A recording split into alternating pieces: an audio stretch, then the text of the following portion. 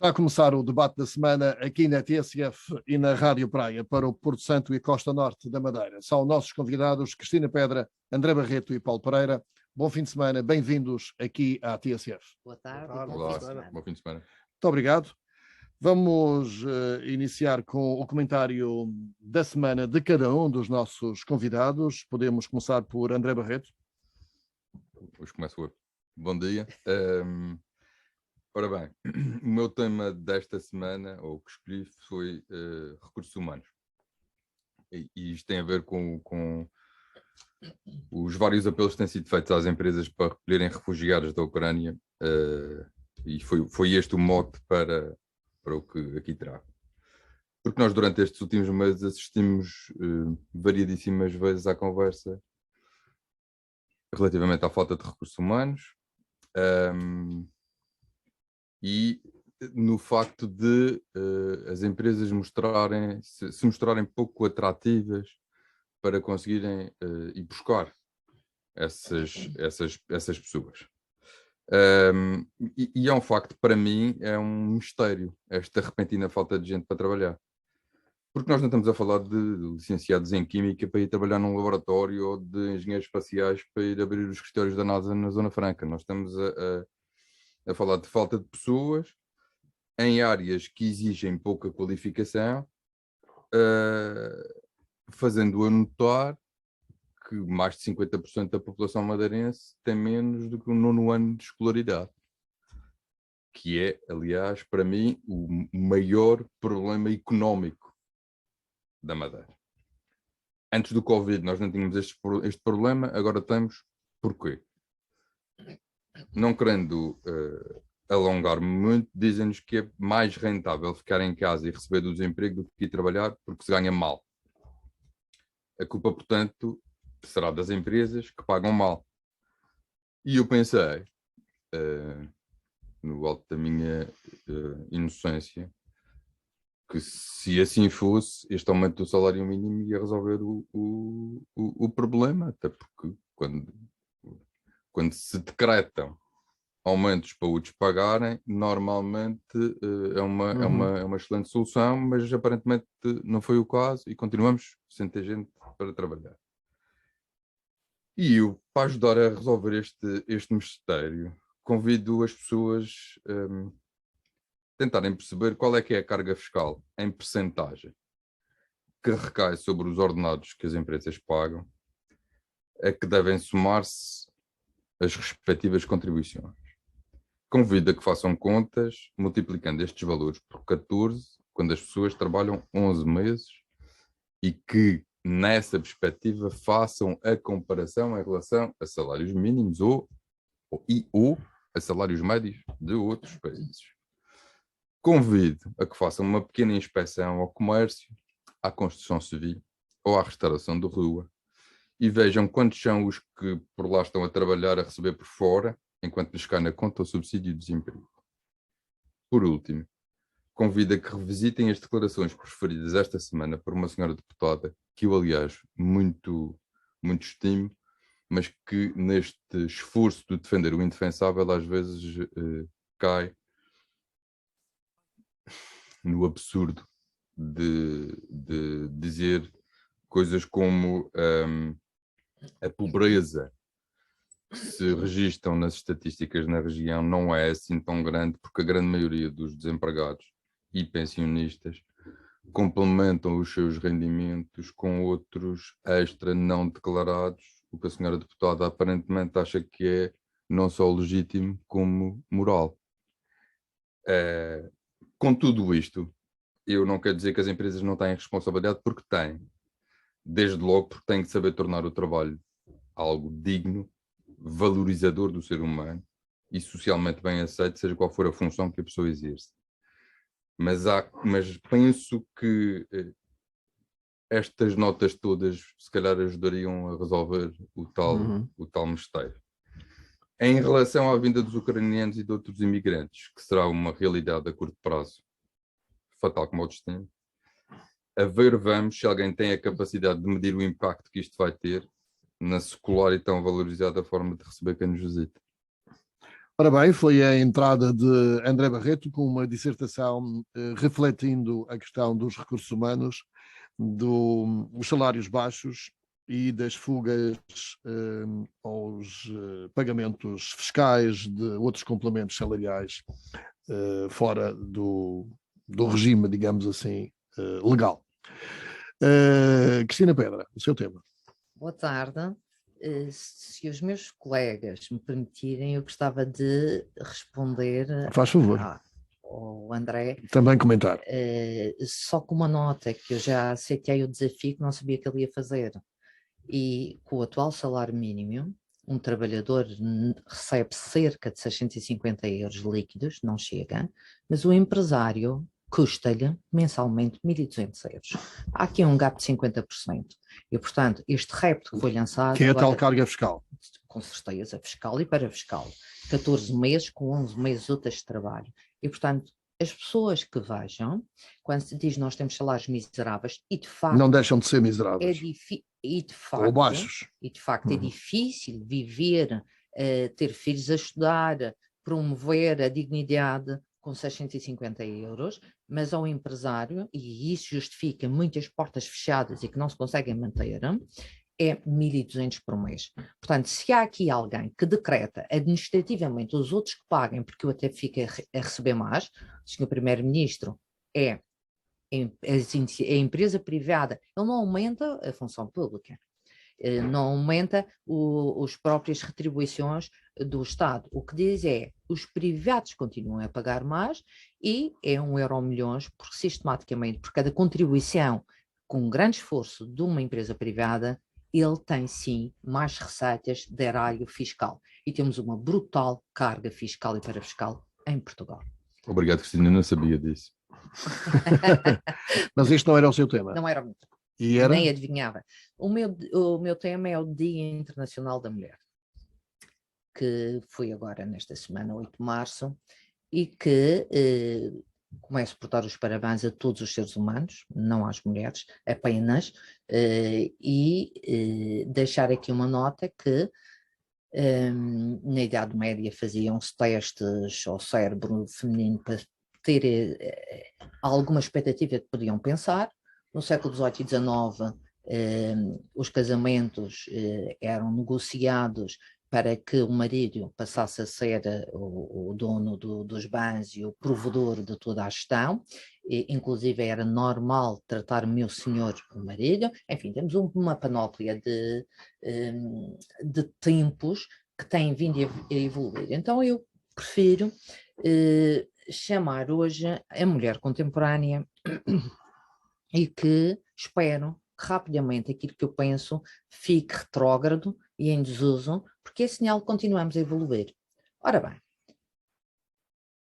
eu não abdico da igualdade nos outros 364 dias. Se alguém me convidar para algum lugar, seja ele qual for, para cumprir o meu género com estatísticas, ninguém me terá em lado nenhum.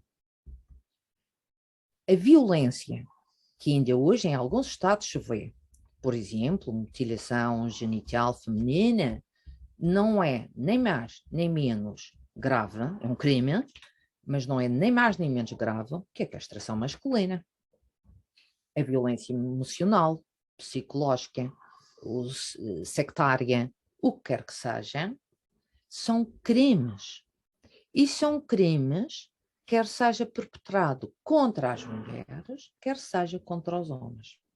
Portanto, eu prefiro, não em função de discriminações de género, e garanto-vos que nunca tolerei, nem tolero, qualquer violação da dignidade humana, porque nós não podemos segmentar em seres mais ou menos racionais, mais ou menos profissionais, mais ou menos inteligentes, ou seja, mais ou menos dignos em função do género. Com isto dito, quer seja mulher, quer seja homem, nunca permitirei, todos os que trabalham e lidam comigo, que haja qualquer violação dos seus direitos. Cristina não concorda com o Dia Internacional da Mulher. Já não concorda? Eu acho que o Dia Internacional da Mulher é um dia simbólico em que as próprias mulheres têm que dar um testemunho às conquistas de tantas mulheres e homens, que nunca se fala, mas também estiveram lá das mulheres, e 2 exemplos na história de, se quisermos vir mais recentemente, Simone Weil. Se quisermos ir mais para o passado, Frida Kahlo, Margaret Thatcher, Houve sempre destaques. Sofia de Melbrenner, claro. Sempre. E as anónimas que estão por trás disto. Mas há muitas mulheres realmente ainda a sofrerem salários baixos, a sofrerem alguma... Há 40 anos, há 45 anos, eu tenho 55, há 45 anos atrás, eu convivia com 4 amigas da minha idade, portanto, eu tinha 10 anos, uma outra tinha 10 anos, e elas tinham diferença de poucos meses, eram 4 raparigas. O pai e a mãe dessas 4 minhas vizinhas, quem eu era muito amiga, não permitiram que elas estudassem o quinto ano, que na altura era a 5ª classe. Portanto, já tinham os seus estudos completos. Ora, 4 décadas não faz história. A história não se faz assim com este período tão curto. O que tem existido é uma mudança que leva muito tempo, e por isso é que eu espero que hoje a minha forma de pensar já esteja retrógrada dentro de pouco tempo, não coincidindo com as versões anteriores. Agora, nós estamos há pouco tempo no mercado de trabalho. Em 1910, 1% da população universitária era mulher. Ou seja, penso que tem sido feito um percurso muito célere em conquista de direitos humanos e enquadramento da própria mulher. Com isto estou a dizer que não há situações que têm que ser refletidas e corrigidas. Sim, nas mulheres, nos homens. Porque há também muita violência, por exemplo, emocional, contra os homens. Violência doméstica, que é hoje totalmente envergonhada, porque hoje há estruturas de apoio às mulheres que não há para os homens. E há muita violência contra os homens. Fica a reflexão da Cristina Pedra no início também deste debate da semana. Paulo Pereira, também para a entrada. Olá, boa tarde a todos. Eu vou fazer uma pequena batota e vou ter 2 temas. O primeiro... Tem que ser rápido, então. Sim, mas vou ser bastante rápido. O primeiro tem a ver com o suposto fim da obrigatoriedade do uso das máscaras nas ruas, que é só relembrar que essa medida além era ilegal e na prática nunca existiu, e vem no seguimento da sociedade em que passamos a viver depois de 1974, da nova língua, em que as verdades são mentiras e as mentiras são verdades. Preocupa mais a questão da manutenção das mesmas nas salas de aulas, quando nas discotecas não são obrigatórios, quando nos congressos certas elites podem estar dispensadas de o seu uso, de ver nos convívios privados das elites que as pessoas não usam, e também quando temos visitas do Presidente da República em plena pandemia, andaram todos a brindar ponchas e vinhos madeiras de pé, proíbem que as crianças estejam nesse estado sem máscara, sentadas nas suas salas de aulas, com estudos internacionais dos mais reputados e independentes institutos a demonstrarem problemas graves de evolução de leitura e de língua pelo planeta todo. Portanto, que geração é que vamos ter aí? Além de tudo, um meio de paranoia. Também é curioso... E já agora, conforme o Paulo disse, um destes dias, há alunos que não conhecem a cara da professora. É uma verdade. E cá não conhecem. E também, só para relembrar muito rapidamente, que já há estudos claros e de estatística que mostra que, mesmo nos Estados Unidos e entre países, os estados em que a máscara não é obrigatória e os estados em que a máscara é obrigatória, o comportamento da evolução dos casos é exatamente o mesmo. Ou seja, a máscara não funciona. A ciência com S. Outro assunto para mim importante que se deveria ter em conta é que estamos a viver também no seguimento, agora que estamos a acabar, agora que os covideiros estão a acalmar, estamos a ter agora os putineiros. É preciso cuidar com a palavra, vem de Putin. Não vem de outra coisa, putineiros, que são a perseguição e o horror que se está a ter à cultura e às pessoas oriundas da Rússia. A última semana está sendo marcada por o wokeismo e o cancelamento que já vinha de uma série de coisas para trás, agora atingiu em alta a cultura e as pessoas da Rússia. A Oprah Winfrey tirou o Garry Page da Tolstói da sua biblioteca virtual, o filme Anastácia da Disney foi retirado da biblioteca da Disney, pianistas virtuosos são ser tirados das mais reputadas orquestras mundiais, atletas individuais russos estão a ser afastados das competições onde estão. estão sempre a ser perseguidos pessoas que até há uma semana e meia atrás eram super bem-vindas e eram, o seu dinheiro era clarinho como água e era muito transparente e era criador de postos de trabalho e de desenvolvimento. Não se perseguir os património e a congelar sem qualquer ligação, sem qualquer nexo de culpa ou de causa, o património de pessoas. Isto já aconteceu há 3 semanas atrás no Canadá com os camionistas que estavam-se a manifestar contra as vacinas obrigatórias no Canadá, os bens congelados, património congelado, perseguição. Só que as pessoas pensam que tipo de sociedade é que estamos aqui a criar. Certo, fica também esta reflexão do Paulo Pereira sobre a questão do fim das máscaras e o contrassenso da obrigação, entre aspas, do uso das máscaras durante estes 2 anos, e também o facto de haver este afastamento de atletas e das grandes obras culturais como sanções contra contra a Federação Russa. Ora bem, vamos continuar na questão da guerra, uma guerra inimaginável, uma guerra sem misericórdia, está aí já há 15 dias, com os efeitos imediatos na vida de todos nós.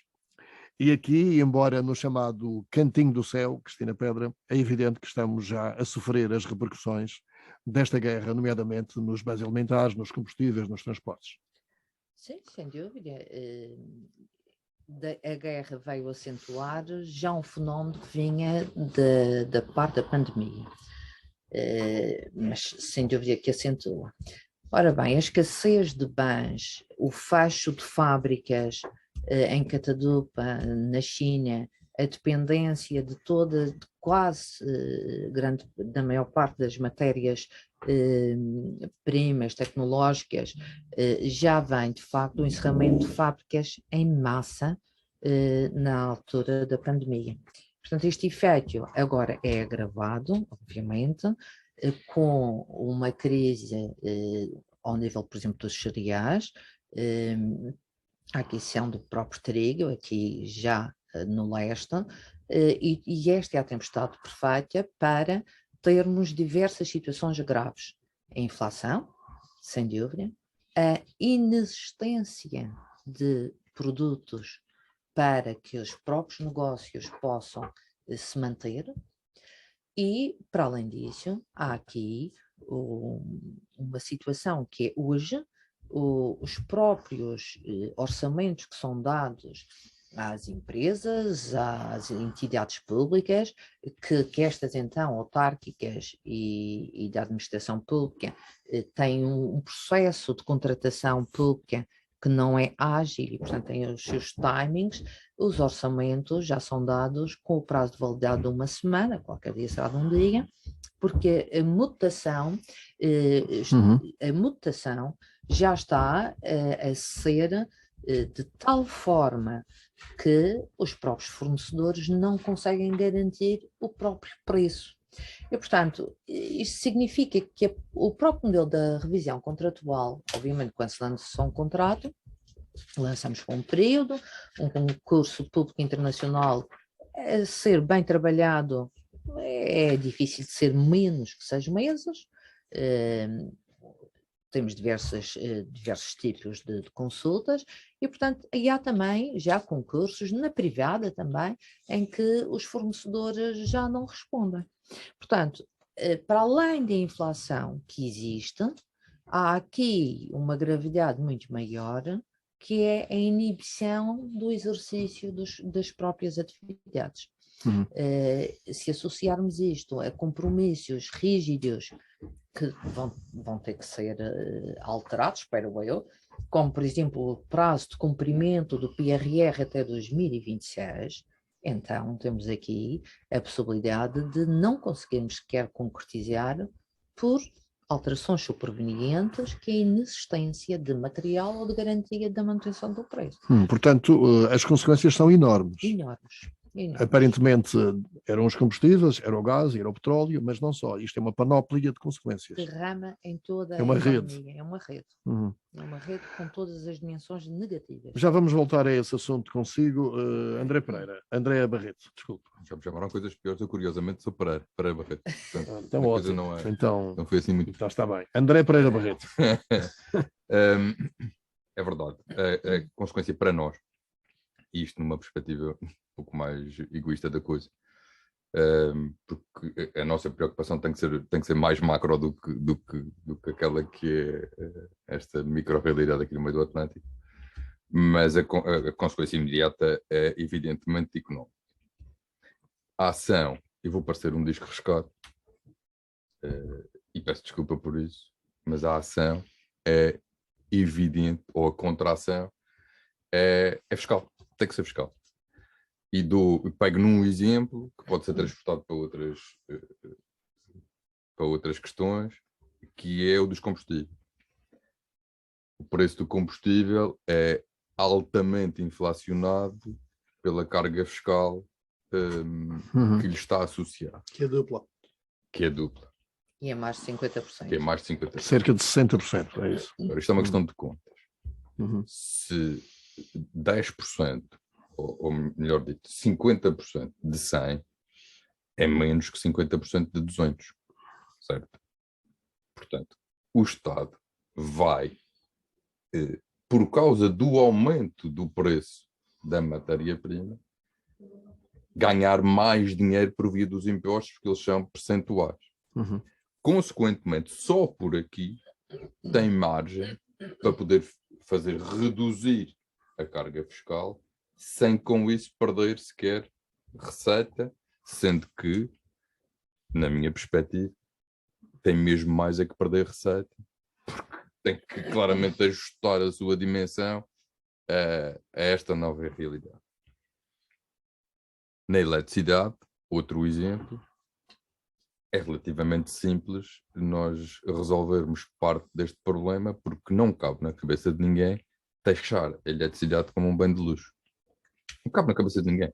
É completa e totalmente injustificada. É um bem necessário. É mais do que Obviamente. necessário, Não evidentemente. é Portanto, obviamente. temos aqui outra solução. Na Madeira, e pensando, mais uma vez de forma egoísta, na nossa micro-realidade, volto a falar na questão da reposição do diferencial fiscal. Não precisamos do Dr. António Costa para nada, basta querer. E, portanto, temos aqui mecanismos que podem fazer atenuar aquilo que é uma certeza. O impacto vai ser imediato e é económico. Em que medida? Não, eu sou de gestão, não sou como os meus distintíssimos amigos. O Estado veio anunciar uma compensação no ISP para reduzir, digamos assim, a progressão do IVA. Não chega, não chega, honestamente não chega. E eu gostava de trazer aqui um exemplo daquilo que está a passar-se na Turquia, que está, à data de hoje, com uma taxa de inflação de 55%. É evidente que eles têm uma dependência muito evidente e direta, estão ali ao lado. Os maiores mercados turísticos deles são a Turquia, são a Ucrânia e a Rússia. Dependem energeticamente da Ucrânia e da Rússia, dependem de matérias-primas da Ucrânia e da Mas Rússia. nós temos outras fontes. Até não dependemos da Rússia. Nós, em alguns casos, não dependemos da Rússia. Agora, quando o maior produtor de cereais Isso sim. se localiza ali, não há volta a dar. Nesses bens alimentares, sim, o óleo alimentar acho que subiu 22% ou 30%. A carne subiu 42% em 2022. Cá. Aqui na Madeira. Mas vem dos Açores? Não vem, não. Não vem. Não. Mas vem do outro lado. Alguma vem. Mas vem do outro eu lado. Pensava que a carne da Madeira é toda da região. Sempre que eu vou a um restaurante com uma desta, porque esta é da região. Mas pronto. Pode ser da região, mas eles não especificam qual é que é a região. Eventualmente será essa a questão. E eu gostava só de pegar ainda numa coisa que a Cristina aqui disse, que é para perceberem algumas das dores de quem trabalha neste setor. Neste setor, refere-se Neste setor turismo. de turismo. Sim, desculpe. Turismo vai ser afetado também por esta guerra, já está. Nomeadamente na componente de custos. E E na repare, vinda de turistas. aí, até ver... Eram 2 aviões por semana. eu Só posso, também não tem impacto. não tem impacto. Honestamente, No total, no grosso, no não overall, não tem assim muito impacto. Tem impacto de outra forma. Cristina dizia que tem que haver aqui uma mudança para poder começar a contratar-se semana a semana, se bem percebi. Não, há fornecedores que estão a apresentar orçamentos com prazo de uma semana. E se eu vos disser que tem a contratação para o verão 2023 feito? Claro. Isto é, mais uma vez, nós só temos um sítio onde ir, que é à margem. Não temos outra hipótese. O Estado está a ser pouco amigo das empresas? Historicamente, sim, e neste enquadramento ainda mais ainda. Essa é que é a tal parte em que já me chateia ouvir-me, porque estou sempre a repetir a mesma coisa, e eu sei que vozes de burro não chegam ao céu. Antes era o efeito de Covid, agora o efeito Putin. E antes disso era outro efeito qualquer. A verdade é que nós entramos aqui num esquema de obscenidade fiscal, de saco fiscal, e não saímos dele há décadas. Para alimentar um monstro que está cada vez maior. Paulo Pereira, em relação às consequências da guerra, aquilo que nós já estamos a sentir, até onde é que poderá chegar? Vamos dar uma coisa. Para já o processo todo de aumento de preços já vinha a ser, como consequência das políticas expansionistas monetárias, já estava completamente descontrolada a inflação. A consequência da política monetária, que chama-se inflação, tinha como consequência aumentos de preços. Eu quero só dar aqui 2 números. O PPI, que é o preço o índice de preços de um produtor, até fevereiro, em Itália, que é a 8ª maior economia do mundo, year to year, ou seja, comparando fevereiro de 2022 com 2021, o custo médio das compras das empresas, assim, reporta-se na sua produção, foi já de 41,8% antes de qualquer invasão.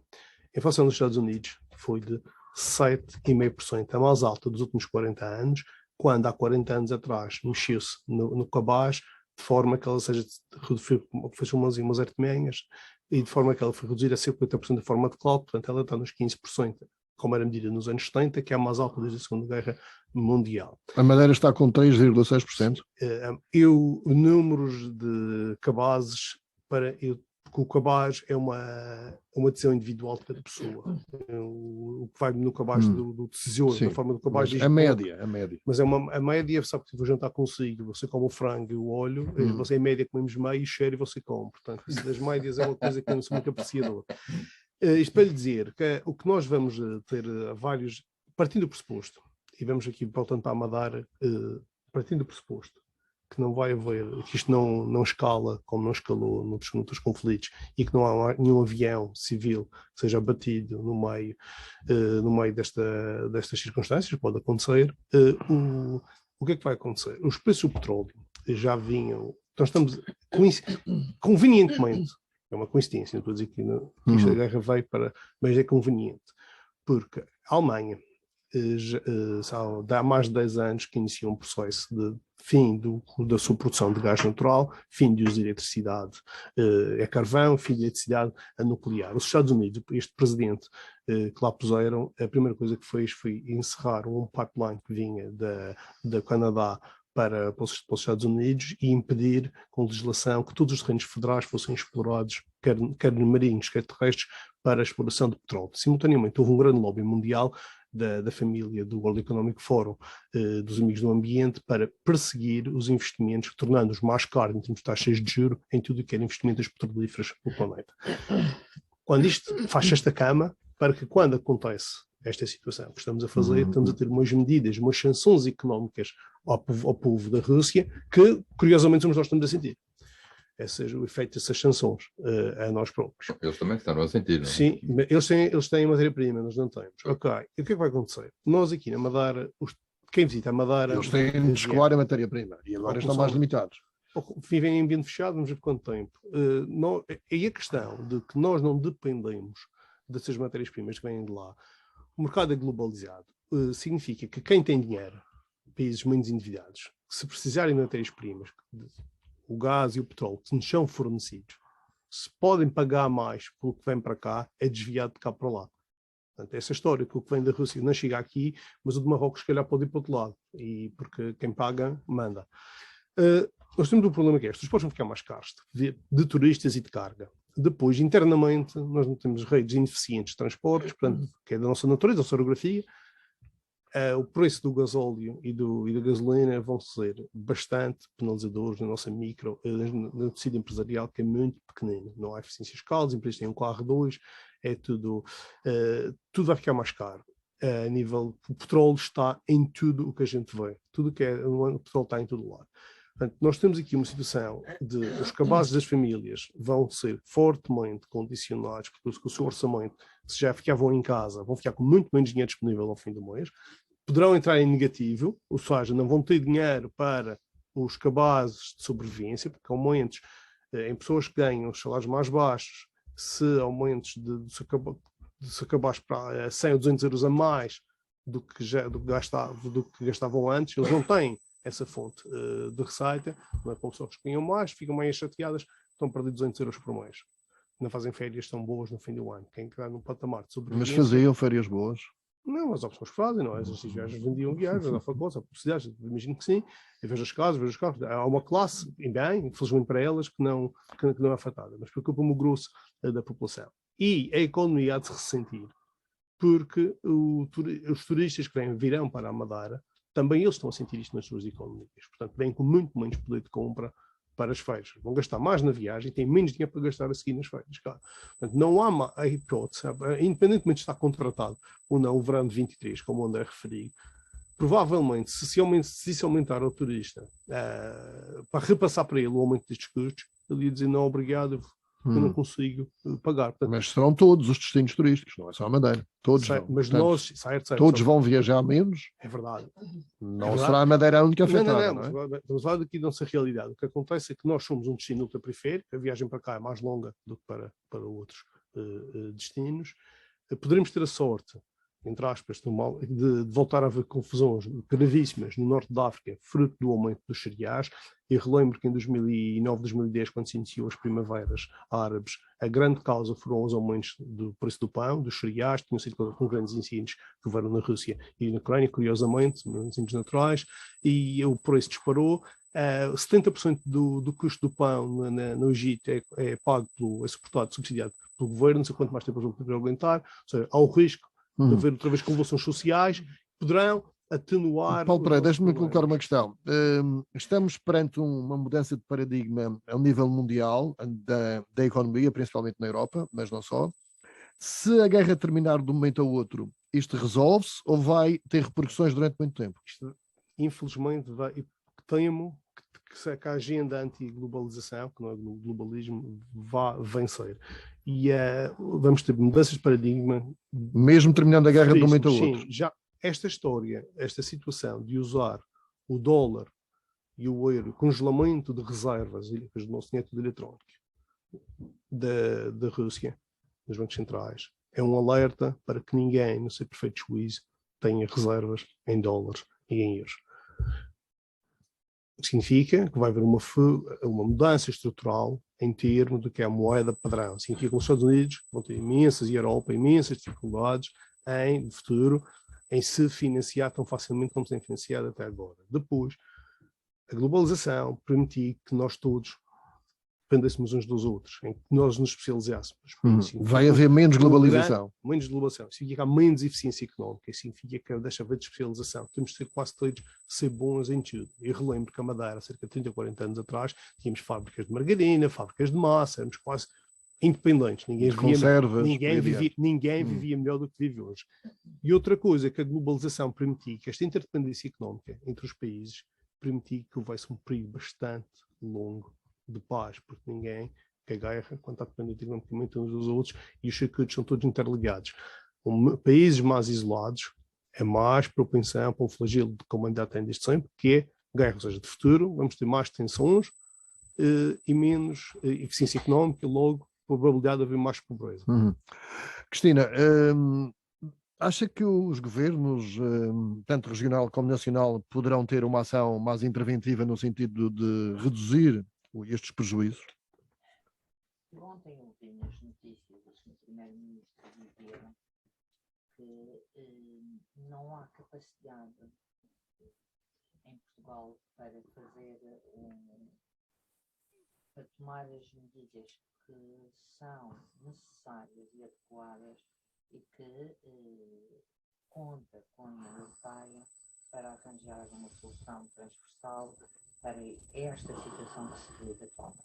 Portanto, reconhecendo o Sr. Primeiro-Ministro que ele próprio não tem orçamento para acomodar as medidas que se impõem e que ele reconhece serem necessárias, obviamente... E entretanto aumentou Enfim, desculpe, Cristina. Já vai dizer a seguir, já vai dizer a seguir. Não é por acaso que eu estou a falar no Primeiro-Ministro de Portugal. Aqui a nota do Paulo, que as médias têm que ser lidas com a substância, e que deu o exemplo do frango, obviamente que nós não nos podemos apenas fixar nos números, embora aqui o frango seja igual para todos, porque as estatísticas na União Europeia são claras, regulamentadas e têm os mecanismos do intrastado. Portanto, o meio frango em Itália é um mesmo que o meio frango e o cheiro em Portugal. Eu aqui, a comparabilidade das estatísticas na União Europeia, tendo os pressupostos que tiverem, aplicam-se de forma igual para toda a União Europeia. Vamos lá ver. O ISP incide sobre a quantidade de combustível.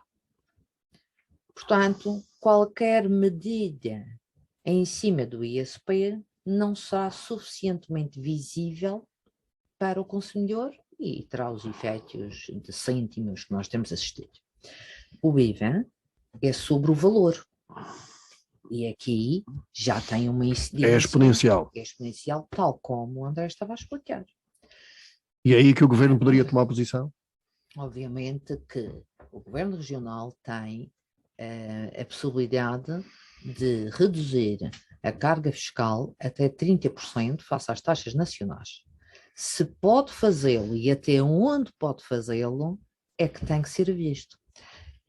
Como o André estava a dizer, se há um aumento dos valores, há uma parte do IVA que aumenta e, portanto, há aqui um break-even qualquer que se pode tentar quantificar no sentido de acomodar uma redução temporária, por exemplo. Enquanto o Sr. Primeiro-Ministro ontem dizia que precisa de uma harmonização na Europa para a redução do IVA, aqui na região existe autonomia para reduzir 30%.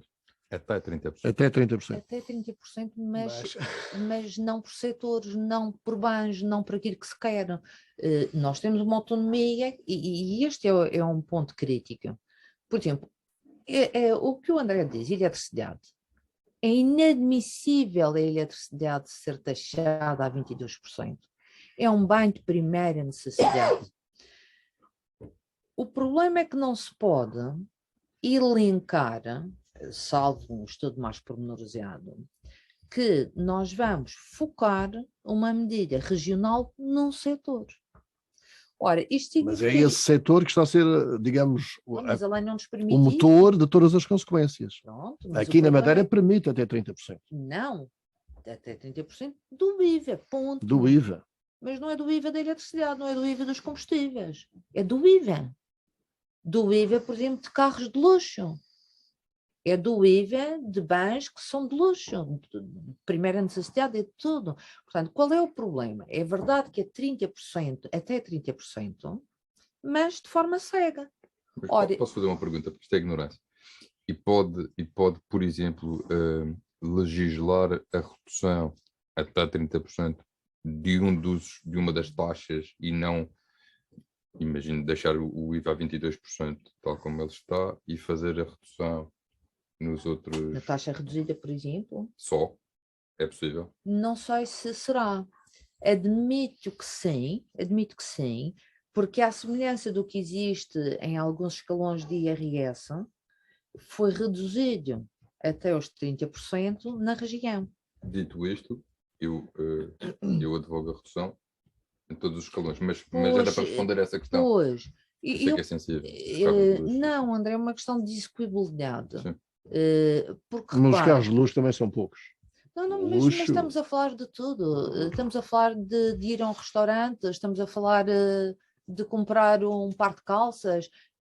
A grande questão é essa, é que não sei até que ponto o orçamento regional pode acomodar, até é o tal break-even. Se calhar pode acomodar alguma coisa, reduzir alguma coisa, mas é uma medida cega. Ou seja, não pode reduzir apenas nos combustíveis. Não pode reduzir apenas nos combustíveis, a menos que existisse uma lei nacional que permitisse... Mas a tal autonomia regional não pode. Não, a autonomia tem uma taxa cega, que é a lei nacional faz um corte e uma quebra até 30%, mas não por setores. Isso sim seria autonomia fiscal. Nós não temos autonomia fiscal. Nós temos apenas a possibilidade de, administrativamente, pegar no que o Governo da República decide e passa na Assembleia da República e reduzir até 30%. Daí que o Governo Nacional queira uma harmonização ao nível europeu para a redução dos combustíveis, do IVA dos combustíveis, talvez. Não, porque ele tem competência própria para suscitar na Assembleia da República, que hoje também é inexistente, portanto também não ajuda. Não funciona. Mas há propostas que podem ser feitas e que já foi feita existiu essa medida, por exemplo, para os restaurantes. A nível nacional, a Assembleia da República tem competências para dizer vamos passar para um sistema, nem que seja transitório, para a eletricidade, para o combustível, para o que for. Nós é que não temos. Portanto, a partir do momento em que fica segmentado um setor, aqui a própria região tem outra margem de manobra que incidir sobre esse setor concreto. Agora, não estou a dizer que é uma questão de contas, eu não conheço as contas, mas há aqui um ganho que está a existir de IVA pelo facto do valor estar a vir a aumentar. Isso é um facto. Agora, se esse ganho, que eu não sei quantificar quanto, se dá para acomodar, e até que ponto é que dá para acomodar uma redução em todos os setores, é que eu não sei. E o ganho não é apenas dos combustíveis, é que está tudo a aumentar, a inflação já está registada em 3,6%, portanto há uma série de produtos que estão a aumentar, portanto o IVA está a aumentar em tantos produtos. Vamos ter aqui uma nota diferente. A redução do IVA pode ajudar nas empresas apenas é uma medida de tesouraria, ok? Porque as empresas, o agente económico por excelência, até o consumidor final, o que faz é paga o IVA, deduz o IVA, o efeito é neutro. Não é em termos de tesouraria, porque ele tem que antecipar. Portanto, estamos aqui, não é uma medida que venha reduzir custos, é isto que eu quero dizer, é uma medida neutra. Agora, quando liquida, faz a sua liquidação normal, portanto, não nos custos. A redução do IVA não vai nos agentes económicos, no regime normal de IVA, reduzir custos. Posso, desculpe, interrompê-la, porque é uma questão que é um daqueles absurdos. Quando tem IVA a receber, por exemplo, quando as empresas têm IVA a receber neste ajuste da conta, nunca recebe. Porquê? Fica em conta corrente. Porquê? Não percebe? Desculpa, André, não. Não percebe? Não, mas pede para receber, leva com uma fiscalização que até é por isso que não pede, tem receio de pedir. Eu não tenho receio nenhum. Pronto, André, é aí que eu quero chegar. É aí que eu quero chegar. Tem receio porque as contas não podem... É um absurdo. Esta conta corrente tem que existir de forma normal e natural e, aliás, devia até... Existir um sistema de compensação com os tributos. Evidente. Não, desculpa a interrupção. Não, André, muito boa, excelente, e agradeço, porque estamos a falar da necessidade que nós somos unânimes em dizer que é necessário uma profunda reforma fiscal, ok?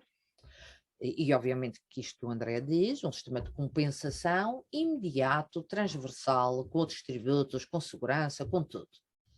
Mas não temos essa reforma fiscal, que é imperiosa.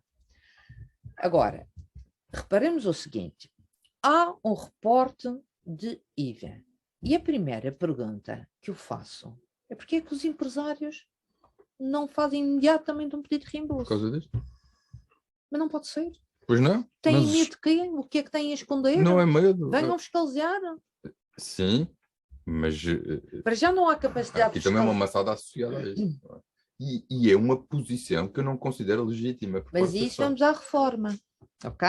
Agora, o que me poderão dizer é um pedido de reembolso de IVA até 39.000 euros, até 30.000 euros, não implica hoje qualquer garantia bancária. Estamos a entrar em questões Em muito questões muito técnicas, muito técnicas. técnicas, é verdade. E o cidadão quer saber se deveria ser reduzido o IVA ou não, para ele ter menos Para o dispêndio. consumidor final, Exatamente. para o consumidor final é eficaz uma redução de IVA, porque se as empresas não incorporarem, não aumentarem a sua margem, ele terá, o que não é garantido nem líquido, ele terá efetivamente uma quebra no preço porque tem que comprar.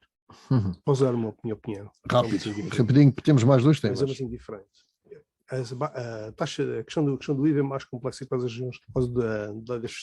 finanças regionais tem que ser alterada. Mas mesmo que fosse a baixa do IVA é sempre positiva, porque apesar do que acontece aqui, na opinião de alguns políticos regionais com elevadas responsabilidades que acham que baixar o IVA significa que o empresário vai manter o preço e vai ganhar mais, como se isso fosse mal. Como se isso fosse mal. É bom se isso acontecer, porque neste momento, em expressão inflacionária, como o André referiu ainda há pouco, a questão, isto vai doer na margem. Ou seja, se não consigo repassar estes aumentos de custos, aumento de margem. Eu, mesmo que mantenha o preço, ficar na empresa, assim que a empresa consegue absorver mais pancada do que absorveria antes. E que, mesmo que tenha que aumentar preços, aumenta menos porque há uma parte da fatia do leão que não tem para o Estado. Fica entre as pessoas e as empresas. É um negócio voluntário entre elas. A Polónia, em janeiro e fevereiro, fruto do aumento brutal que já se vinha a verificar no gás natural e no petróleo e nos outros produtos, mesmo bastante antes da questão da guerra, baixou consideravelmente os IVAs generalizados nos produtos de bens de supermercado, medicamentos, combustíveis, transportes, tudo o que era essencial. Mas a Polónia baixou, Portugal precisa de autorização? Eu penso isso é falar com quem Não precisa nada. Não precisa de O Primeiro-Ministro autorização. não é respeitado. O Sr. Primeiro-Ministro esteve de férias. Ele esteve em Cabo Verde. Ele, aliás, tem esta particularidade. Está sempre fora da instituição.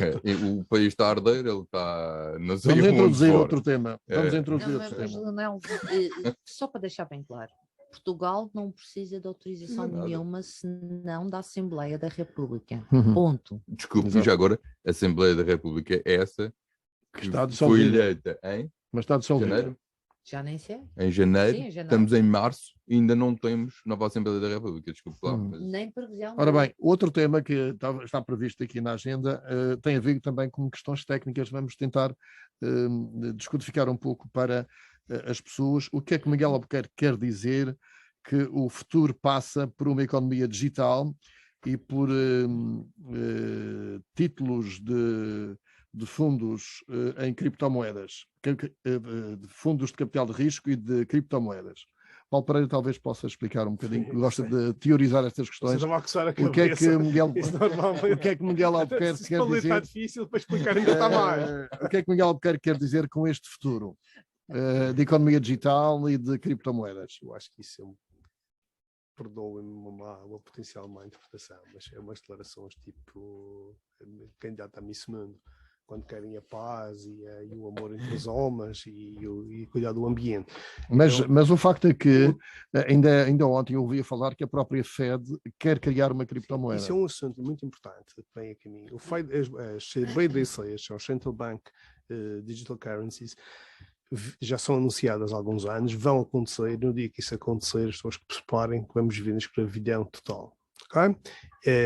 Porque vai ser muito mais fácil para quem entende que acha que pode tomar, que a economia toda que funciona de cima para baixo e não de baixo para cima, poderá tomar decisões como, por exemplo, eu acho que está na hora de as pessoas consumirem mais turismo madeirense. E então vão tomar mais dinheiro nas contas digitais para que as pessoas possam fazer isso. Ou seja, a liberdade das pessoas vai ficar muito condicionada e quem tiver opiniões contrárias de certas coisas poderá vir a ter dinheiro cortado, essas coisas. Isso não é por aí. As Miguel moedas Albuquerque digitais, diz que a região autónoma pretende ser um hub tecnológico de valor acrescentado no Atlântico. e a Espanha, se Se conseguir fosse no atrair, Pacífico era pior. se conseguir atrair E- valor, se conseguir atrair, é óbvio que a digitalização e todos os processos, pelo menos a economia como estávamos a viver em normal, em essência em ambiente de guerra, caminha para uma digitalização já há 30 ou 40 anos. Ela está, nós temos um problema de recursos humanos, temos uma de formação, nós temos que atrair agora, temos problemas não temos quadros para as nossas funções mais básicas, aspirar a ter pessoas com valências tecnológicas e de qualificação, que são fundamentais para isso, que são negócio de pessoas, é o desafio. A questão da globalização e desta questão dos nómadas digitais poderá, se nós tivermos uma fiscalidade atrativa, ou temos cá, virem para Miguel cá. Albuquerque diz que estamos em igualdade de circunstâncias com todo o mundo, Pronto, na questão da economia digital. é uma opinião, eu tenho algumas dificuldades, vamos lá ver, em perceber isso. Acho que está a acontecer alguma coisa, mas assim, nos outros lugares, confesso que não vivo noutros lugares, só consigo ver, não sei como é que está a acontecer, se está a acontecer também nos lugares este arranque, e a gente às vezes vê, acho que isto é o centro do mundo, poderá nascer, tudo está a acontecer, nós ainda não temos ainda é cedo, a aposta de vir dos privados. Os privados sentem que poderá ser esse o caminho para alguns. É preciso muito capital, é preciso muito capital de risco. Esses projetos normalmente falham, 90 a 90 e tal por cento desses projetos falham, para que os outros 5% corram bem e que sejam as grandes. Portanto, não reconhece para já essa aposta de Miguel Albuquerque para os próximos tempos. A aposta pode ser dele. Para o compromisso de 2030. Não, atenção, o resultado que se pode esperar, por exemplo, será interessante, se estivermos todos vivos cá em 2030, perceber o peso que essa economia digital terá na nossa economia, comparativamente com o turismo, comparativamente com a construção civil, terá nessa altura. E é aí que vamos medir os resultados, porque as políticas, as decisões políticas, e isto depois no fundo de gestão de apoios, que no fundo é tirar dinheiro de uns para dar dinheiro a outros, que é isso que servem os impostos, são sempre feitos baseados em intenções e nunca em análise de resultados. Vamos ver. André Barreto, Miguel Albuquerque disse mesmo que a tecnologia e a economia digital poderá pesar mais que o turismo.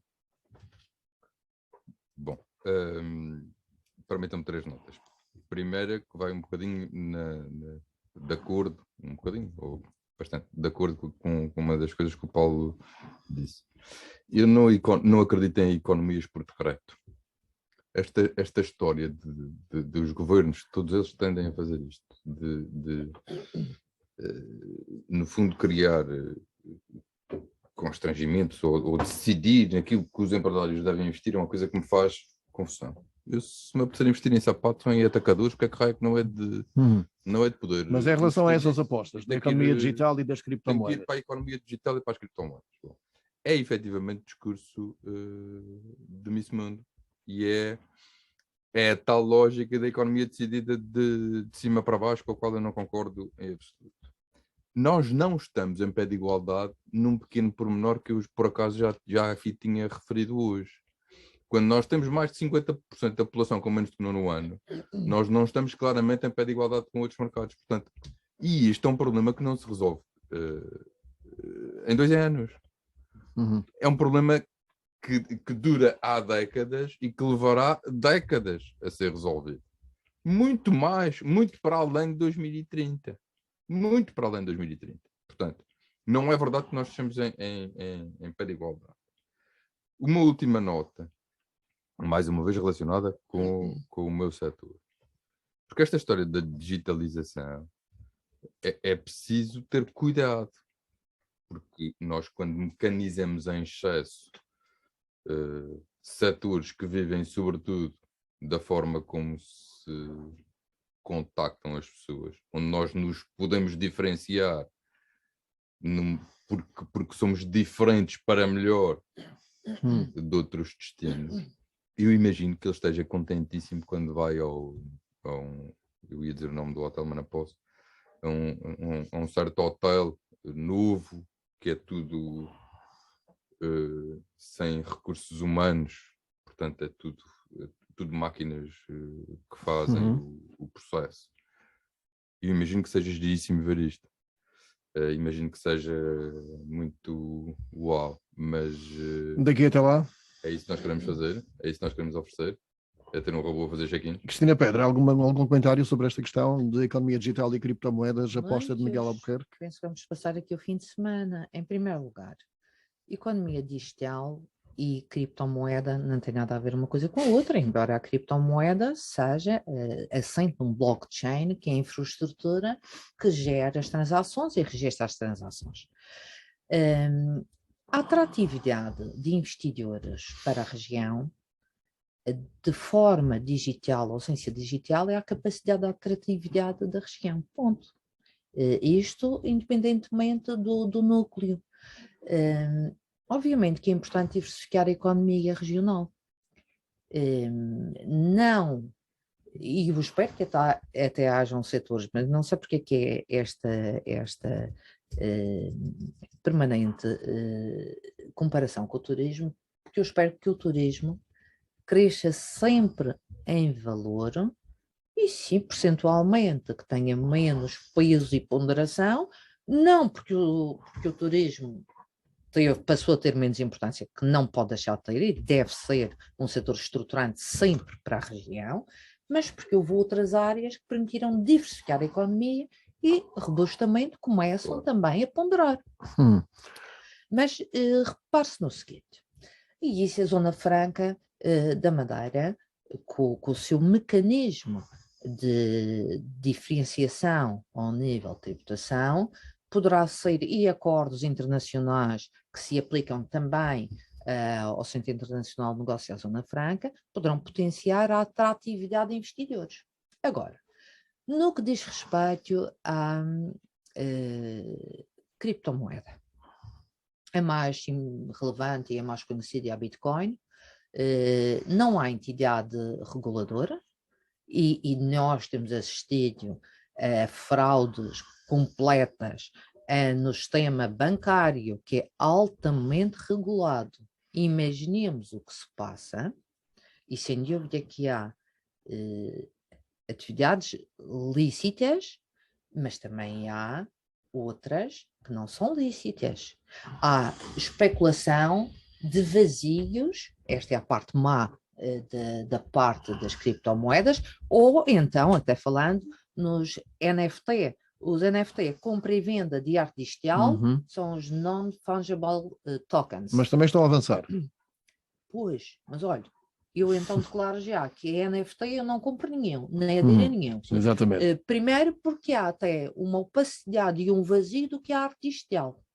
Agora, é natural que o futuro... Mas criptomoedas é um futuro próximo? Eu acho que próximo Temos não, que passar por e isso. mesmo a Bitcoin ainda está num processo de, eu diria, de protótipo. Pronto, ficamos por aí e vamos abordar o último tema.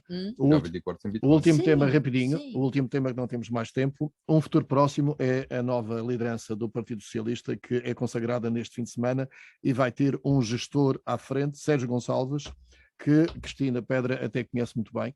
O que é que pensa que pode mudar com Sérgio Gonçalves à frente do PS? Bem, eu conheço muito bem o Sérgio. Claro que fui colega dele. É uma pessoa, é um economista, é uma pessoa séria, honesta, que tem uma vantagem que eu não vejo muitas vezes, nomeadamente no partido que ele hoje lidera, que é de ter um discurso com métricas, com objetivos, com valores concretos e, portanto, com os pés na terra, e é um excelente ser humano da maior de educação, e, portanto, eu aqui não estou a falar do político Sérgio, eu estou a falar da pessoa e com todas as vertentes que reconheço, que aliás foi meu vice-presidente quando presidia a CIF, e portanto tem de facto um escopo. É uma pessoa para perseguir objetivos que está a delinear, como por exemplo inverter os indicadores de empobrecimento da Madeira, de desigualdade, de baixo poder de compra, de aposta na economia, na fiscalidade, no investimento, no turismo, na energia, no mar. Com todo o respeito, eu acho que essa frase, vamos a qualquer congresso e não identificamos o emitente. Claro. É comum. André Barreto. Agora, a questão de concretizar ou não, é uma pessoa diferente, é uma pessoa de perseguir objetivos. É uma pessoa que não vem de uma estrutura mecânica partidária e com com o mal que isso tem em todo lado, ou com o bom que isso tem em todo lado, portanto... Pensa que a oposição do PS poderá ser diferente a partir de agora? O Sérgio será mais credível seguramente, mas também era difícil de ir ainda mais para baixo. André Barreto, tem opinião sobre esta mudança no Partido Socialista com o economista à frente? Mais ou menos. Tenho uma declaração de interesses a fazer, que eu sou amigo do Sérgio. Eu também. E, portanto, a minha opinião em relação a ele... O Sérgio e a máquina partidária do PS poderão fazer uma nova oposição? Primeiro receio. Porque o Sérgio tem muitas destas qualidades que a Cristina aqui referiu. E poderá mudar no próprio PS? O que eu gostava era que o Sérgio tivesse a capacidade de se manter fiel àquilo que ele é, efetivamente, e não ser triturado por uma máquina partidária que está sedenta de poder, porque há 45 anos que anda atrás dele e não o consegue atingir, e portanto tem sempre esta questão ali em cima. Essa é uma primeira questão. A segunda questão, eu gostava que o Sérgio tivesse capacidade de introduzir, ou introduzindo alguma credibilidade, não sei se credibilidade é o termo certo, mas propostas alternativas válidas que do lado do Obrigasse a mudar. que pudesse haver aqui a capacidade de ouvir mais, de tornar esta nossa democracia mais democrática. Paulo Pereira. Subscrevo quase na íntegra tudo o que é que não subscreve? Considerações políticas mais agressivas, vou poupar elas porque não tenho conhecimentos dos assuntos para Pensa que vai mudar alguma coisa? Eu acho curioso, só para deixar, também o Sérgio é uma pessoa com quem eu simpatizo bastante, foi nosso colega aqui no painel durante algum tempo. Sim. Ele, acho curioso... Não quis continuar. Eu deixo só o repto para que acho curioso a agenda que ele teoricamente quer colocar, que quase que inverte a posição do PS porque, no Parlamento, porque este atual executivo deixa pouca margem para o PS, ou o PS refugiava nas questões do bloco de esquerda, de género e de racismo e do ambiente. Mas ele é economista.